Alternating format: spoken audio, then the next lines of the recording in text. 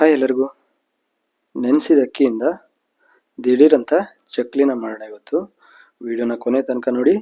ಇಷ್ಟ ಆದರೆ ಲೈಕ್ ಮಾಡಿ, ಶೇರ್ ಮಾಡಿ, ಕಮೆಂಟ್ ಮಾಡಿ. ಹಾಗೆಯೇ ಸಬ್ಸ್ಕ್ರೈಬ್ ಮಾಡದೇ ಇರೋರು ಸಬ್ಸ್ಕ್ರೈಬ್ ಮಾಡಿ. ಅಕ್ಕಿನ ನೆನೆಸಿ ಒಣಗಿಸಿ ಹಿಟ್ಟು ರುಬ್ಕೊಳ್ಳೋ ಕೆಲಸನೇ ಇರಲ್ಲ. ಅಕ್ಕಿನ 2 ಗಂಟೆ ನೆನೆಸ್ಕೋಬೇಕು. ಅದನ್ನು ಇವಾಗ ರುಬ್ಕೊಂಡ್ಬಿಡೋಣ. ತುಂಬ ತೆಳ್ಳಗಲ್ಲ, ಹಾಗೆಯೇ ತುಂಬ ಗಟ್ಟಿನೂ ಅಲ್ಲ, ಮೀಡಿಯಮ್ ಆಗಿ ರುಬ್ಕೊಂಡ್ಬಿಡೋಣ. ಹಾಗೆಯೇ ಒಂದು ಪ್ಯಾನನ್ನು ಇಟ್ಟು ಅದಕ್ಕೆ ಅಕ್ಕಿ ಎಷ್ಟು ತೊಗೊಂಡಿದ್ವು ಅದರ ಅರ್ಧ ಉದ್ದಿನ ಬೇಳೆನ ತಗೊಂಡು ಚೆನ್ನಾಗಿ ಹುರ್ಕೊಂಡ್ಬಿಡೋಣ. ನೋಡಿ, ಇವಾಗ ಕೆಂಪಾಗಿದೆ. ಇಷ್ಟು ಕೆಂಪಾದರೆ ಸಾಕು. ಇವಾಗ ಅದನ್ನು ಮಿಕ್ಸಿ ಜಾರಿಗೆ ಹಾಕೊಂಡ್ಬಿಡೋಣ. ಮಿಕ್ಸಿ ಜಾರಿಗೆ ಹಾಕಿ ಪುಡಿ ಮಾಡಿಕೊಂಡು ಆ ಅಕ್ಕಿ ಹಿಟ್ಟಿಗೆ ಇದನ್ನು ಮಿಕ್ಸ್ ಮಾಡ್ಕೋಬೇಕು.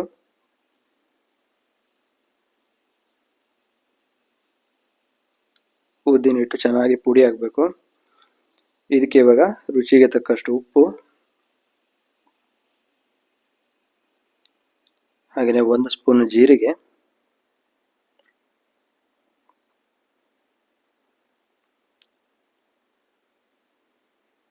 ಒಂದು ಸ್ಪೂನ್ ಅಜ್ವೈನು,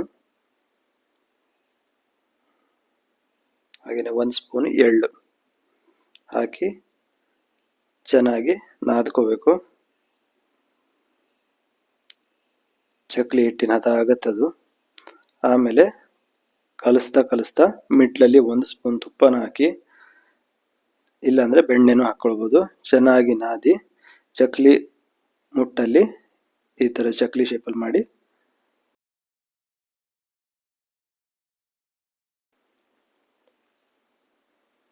ಎಣ್ಣೆ ಮಂಡಿಲಿ ಫ್ರೈ ಮಾಡಿಕೊಂಡ್ರೆ ರುಚಿಯಾಗಿರೋ ಗರ್ಗರಿ ಚಕ್ಲಿ ರೆಡಿ.